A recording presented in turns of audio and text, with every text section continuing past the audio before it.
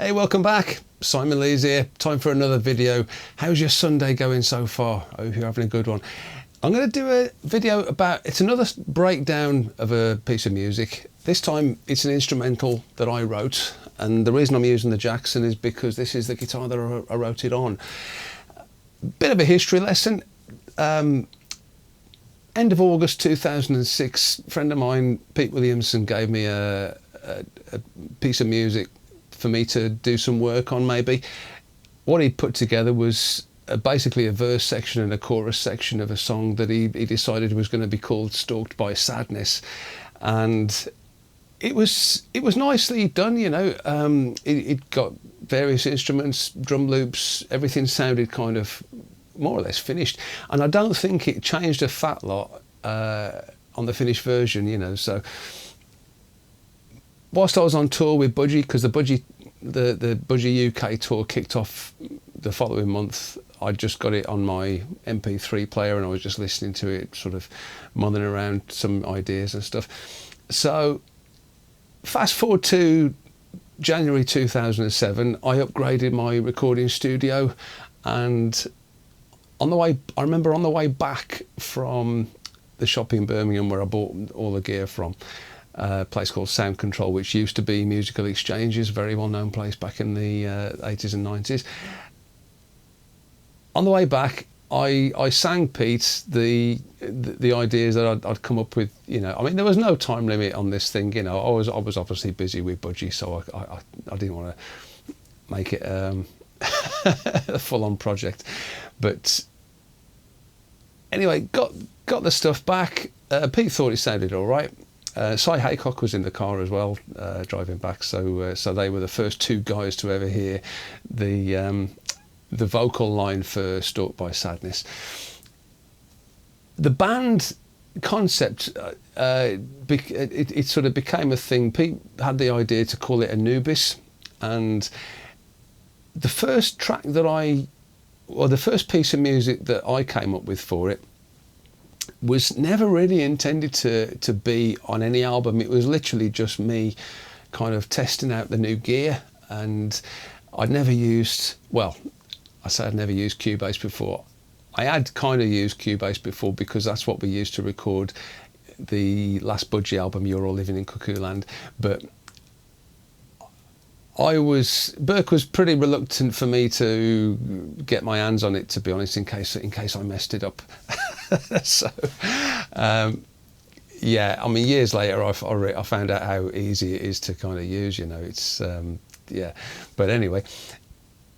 So I came out with a piece of music. It was literally just an instrumental track, nice steady pace. I think I used the default tempo setting of about 120 beats per minute. I just wanted to test what I could do with it, you know. And once I'd got something down, I played it to Pete. Pete came round and he says, "That's good, that is." He says, "You should do something with that." So I said, "Really?" You know. And all I'd got was, I think, just the verse and the chorus section, maybe. So I carried on working on it, and Pete was quite encouraging. You know, he just said, "Just play what you feel like playing." He said, "Don't try and overthink it. You know, just kind of go with let it flow. Let whatever happens happen naturally. You know." So that's what I did. So I thought today I got to thank again Warren for giving me the suggestion to do this particular track as a breakdown. Now the track is called it became called the Pharaoh. Originally it was called Walking in the Shadows, which is a bit of a cheesy title.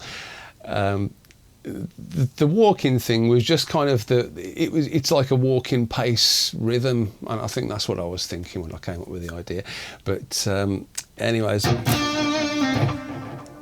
Right, so I've got set up, just for the gear nerds, I've got the usual Neural DSP Archetype John Petrucci plugin, and I'm using pretty much the same settings that I used for the last video, the I Turn to Stone one, and all I've done really is change the delay time, like the echo time, because the echo sound You know, you can hear the echo kind of repeating. It's it sounds really good on this song if you get the echoes to correspond in some way to the tempo of the music. So when you do slides down,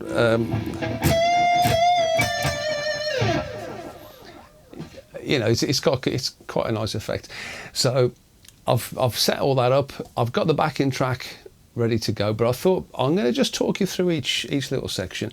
So the first section I played on my neck pickup, which is a Seymour Duncan's Hot Rails, and the tune goes like this. So it's in A minor that is the main chord.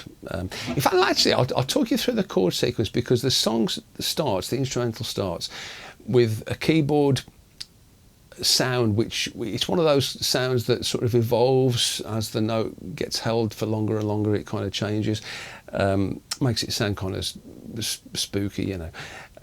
And the chord sequence was.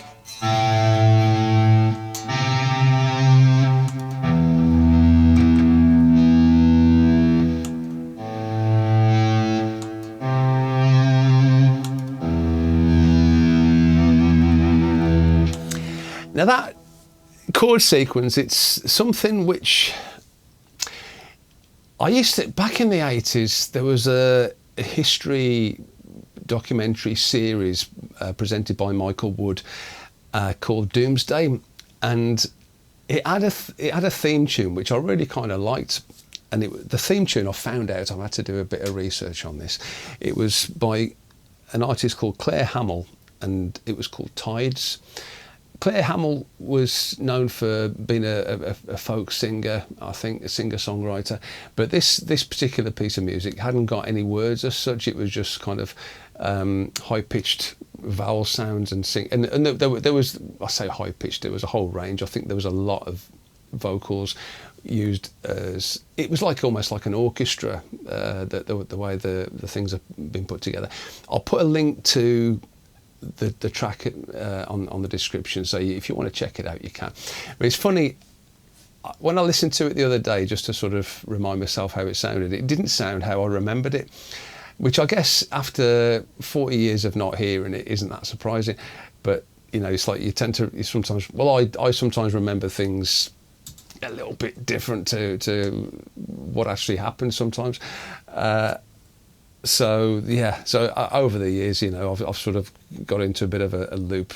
It's like I've been playing Chinese whispers with myself, you know. Anyway, that was the chord sequence. So A minor, C major, and E minor. So.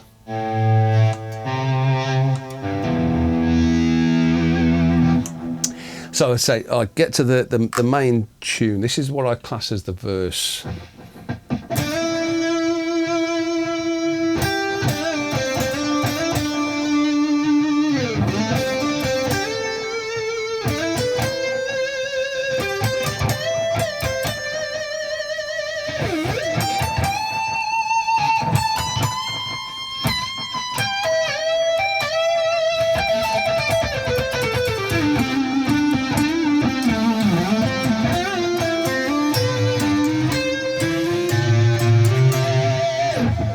Cool. So that's how the verse sounds. And I say I've got it on the neck pickup, so you've got like a nice mellow sound. But then when it goes into the chorus section, the chords change. It sort of goes to D minor, and then A minor, and then E minor, and then back to A minor. So it's kind of like.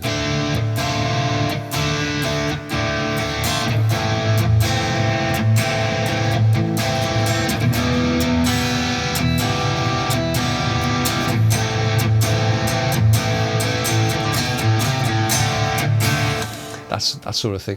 It's not often you get a section in a song that's made up purely of minor chords. I mean, that's a recipe for depression, you know.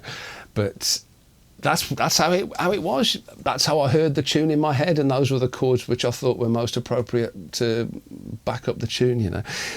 So when it got to the chorus bit, I switched to the bridge pickup, which is a Seymour Duncan JB, and this is how the chorus tune goes.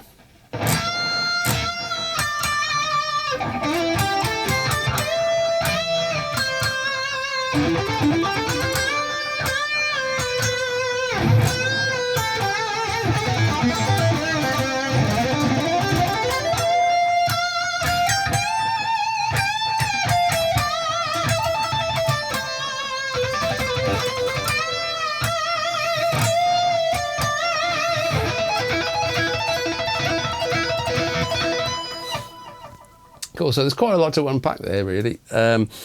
Also, there's a thing I've had a little bit of a practice at it today, believe it or not, and I found a slightly better way of playing it, which I forgot just now.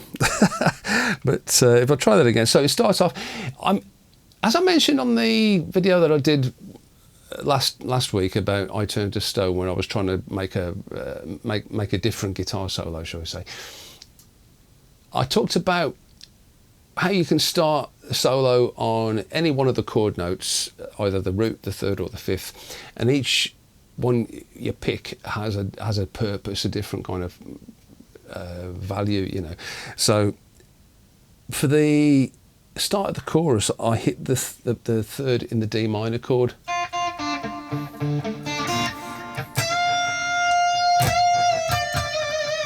which gives it a more of an emotional kind of feel, you know. When I started the verse section, it actually starts on the fifth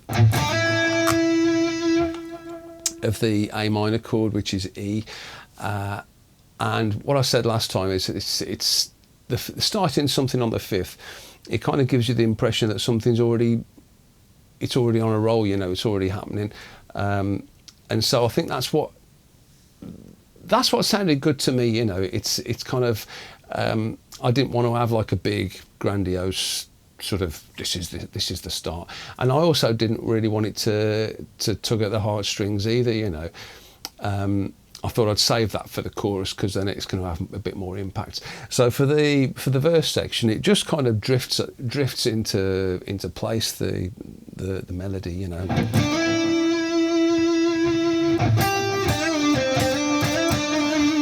So it's quite a laid back kind of sound, you know. So say if I do the chorus bit again.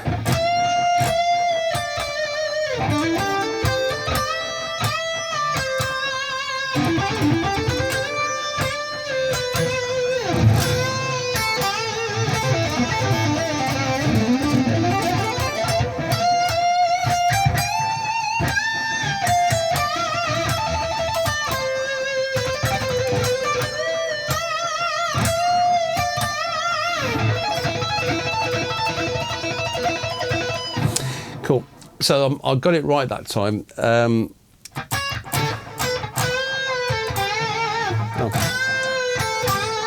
That's where I should play that bit down there because it sets it up nicely for the little bluesy.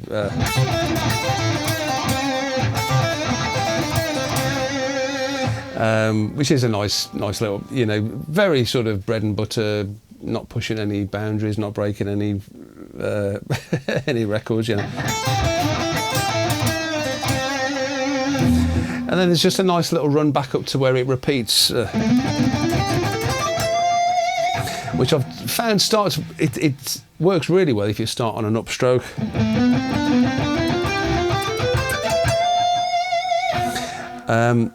So basically the chorus tune kind of goes round twice, but the second time it's just slightly different to stop it getting boring, you know, because there's quite a lot of bits repeated in this song.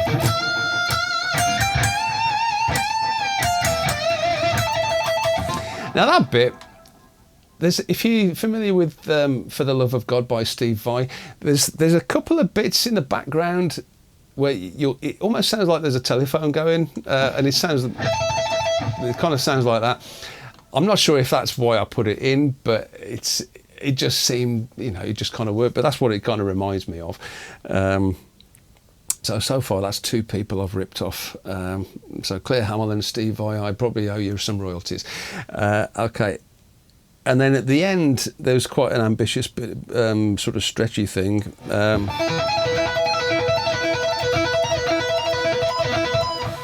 Now, I like things to, as something goes into a new section, it's nice if there's a bit of a build-up to it, you know, and that's what I'm doing here. You know, when notes kind of go up one fret at a time, that sort of creates a sense of anticipation. So that was happening there.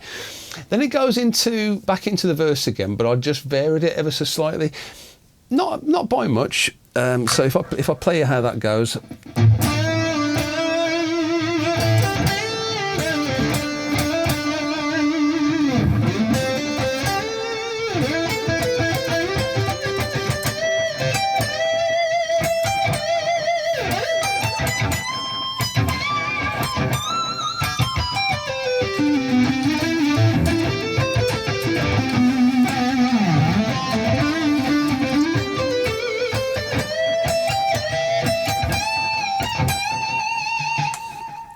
So yeah, okay. So there is quite a bit of variety in there. There's some bits in there that remind me of Dave Gilmour. He was an inspiration to me, sort of, you know, when I started playing, and before I understood any of this scales nonsense and roots, thirds and fifths and all that sort of stuff, when I was trying to make up my own guitar solos, I would take a leaf out of his book, because whether he understands all that music stuff, chances are he does, you know. That was the sound that I liked, you know. It sounded like his lead guitar playing was connected to the chords in the background, and I thought that's a great effect, you know. That's what I want to do. Okay, so the second chorus, in fact I think all of the choruses apart from the last one I did sort of get a bit more adventurous with, but only towards the end. All the choruses are basically the same, so I'm not going to waste your time by playing the choruses again. When it gets to the third verse, that's when I started to spice it up a bit, so I put a little bit more passion into it, you know.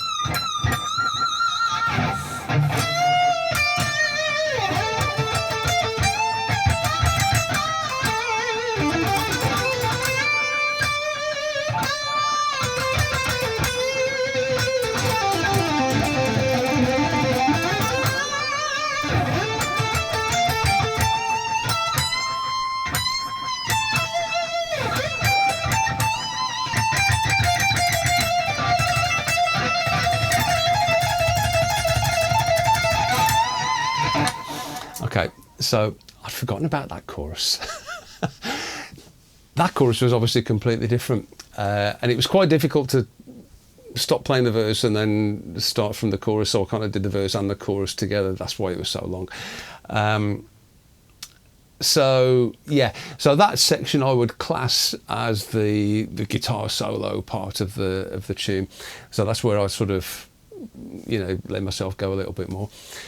After that, it just goes straight back into the verse again, and the last verse is a carbon copy of verse 1. So there's 4 verses altogether. I wouldn't normally do this many verses in a tune, but again, I was just thinking about what Pete suggested. Don't worry about rules. Don't worry about preconceptions. Just let whatever comes out come out. You know. So that's kind of what I did. So it is quite a long tune. Okay. After the last chorus, actually, yeah, I'll play that chorus just to show you the bits that I've changed.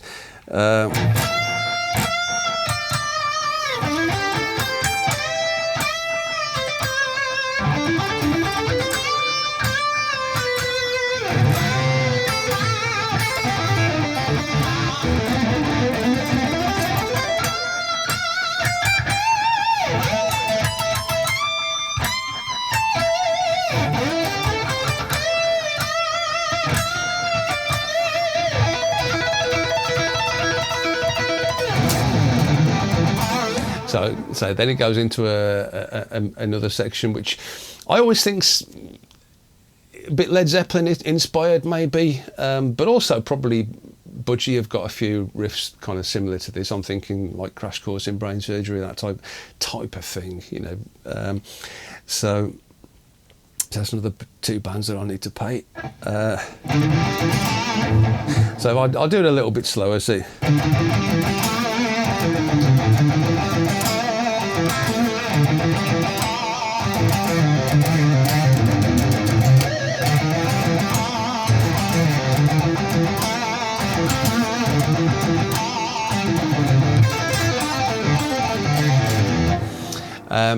And then it goes into a section, so that bit at the end. that's pure inspiration from Jake E. Lee, one of my main guitar heroes of all time, the bloke who used to play with Ozzy Osbourne. Yeah, that's the kind of stuff he would have done. Where he got it from, I've no idea. He might have invented it, he might have stolen it, but there's another guy that I need to pay. Cool. The next section is a thing that I call the mountain, and it's where, I don't know, it just, if you think of the music as being like a visualization of a landscape, it's like the whole thing gets big. You know, it's kind of, it's like when you're at the cinema and like the size of the screen move outwards. It's that sort of that sort of thing.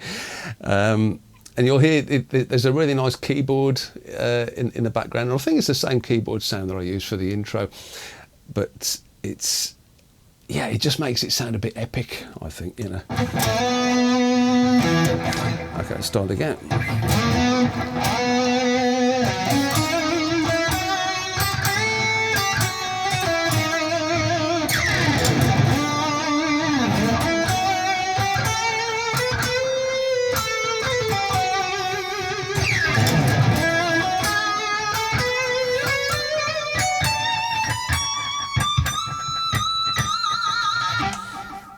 And then things take a bit of a left turn. I kind of went into this, it's almost like a Iron Maiden inspired thing, and I'm thinking of like the middle section of Phantom of the Opera, that type of thing. I think that's the sort of thing I was going for. Man, by the time I finish paying all these people, there'd be nothing left. Okay.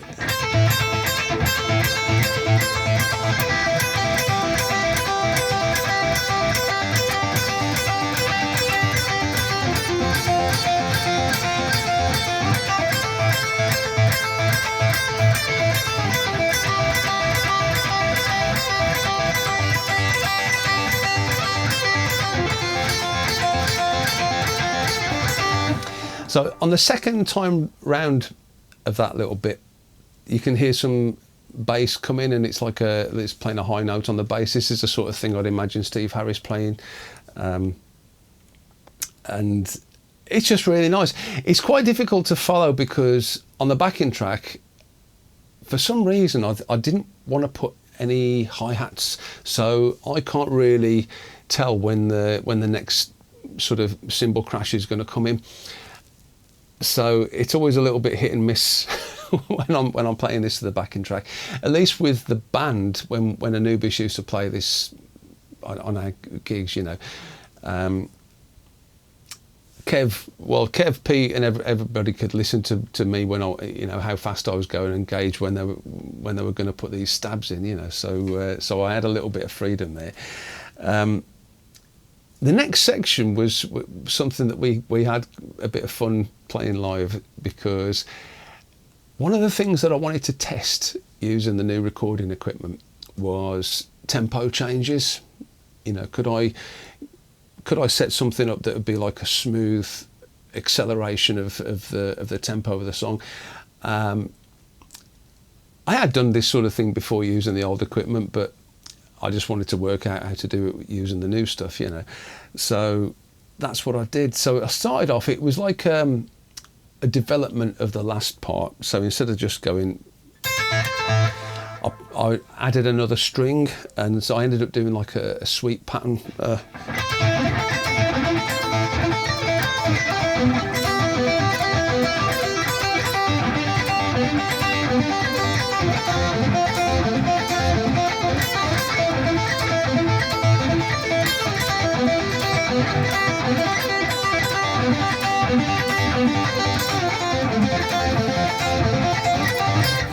So that was the idea, but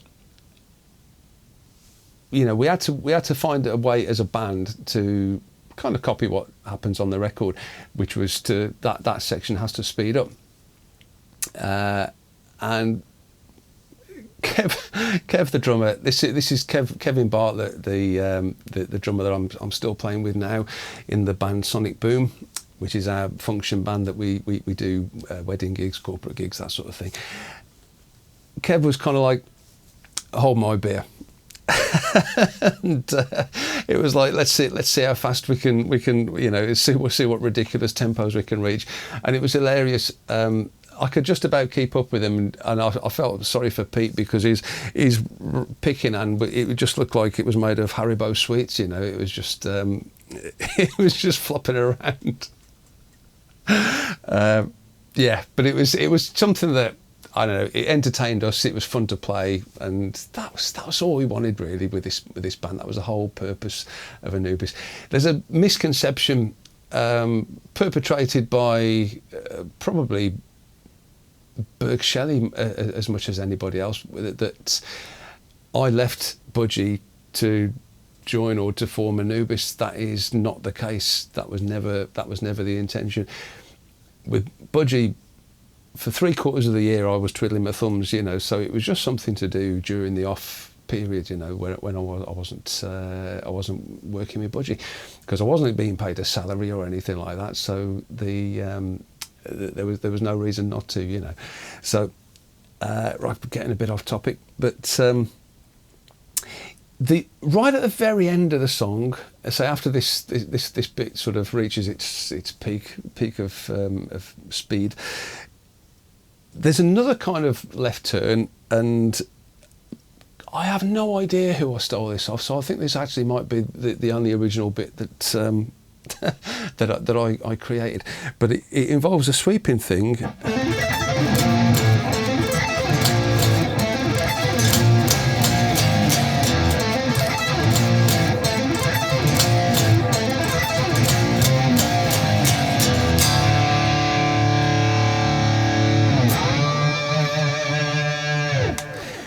So that's the idea with that. It was just a bit of like, supposed to be a sort of what the hell's going on, but I mean, what I find amazing really, given that it's quite a long instrumental and it's not something that anybody knows because I wrote it, when I play this in a one-man rock show pub gig situation, it always goes down well, and I think part of it is down to the ending, because it's a great ending. It's kind of the whole thing. It sort of builds up, and then it finishes with that mad bit, and then it sounds kind of complete, and it gives you a sense of release at the end of it, which I guess people like. It's.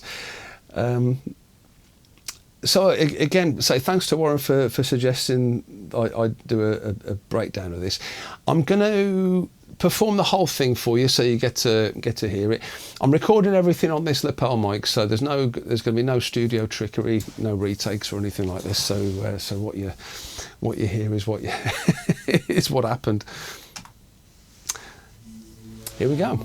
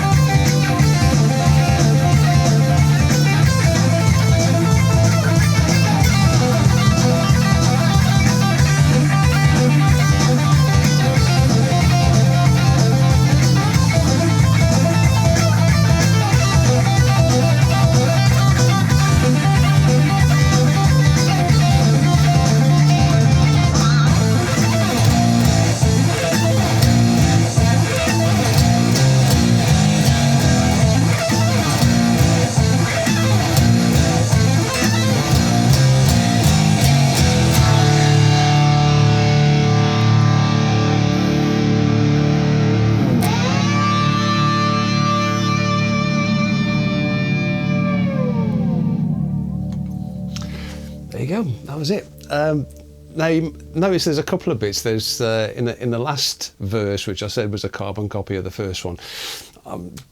It was originally, and then after playing it with the band a few times, you got to feel a bit sorry for Kev, the drummer. Kev likes to put lots of fancy stuff into whatever he's playing, and it was kind of like, no, Kev, you've got to play this straight. You know, just keep it nice and simple. Just nothing fancy. But after about 5 minutes in, he kind of loses his shit a little bit, and he puts some extra bits in. Obviously, this backing track that I'm playing to is based on the original, but I still feel compelled to kind of mimic what Kev was doing on the drums at one point, which was where this extra sort of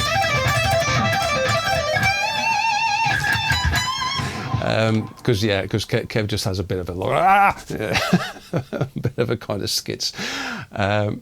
So, I mean, something else I thought I'd sort of talk about as well. There's a bit of a big stretch going on, and it's not because I want to sort of show how far I can stretch my fingers. It's I just wanted those extra notes, you know. So it's like when I go.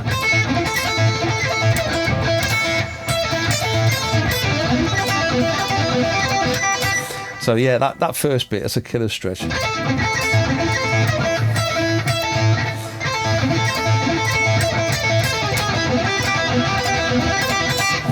What I found was, on that little section there,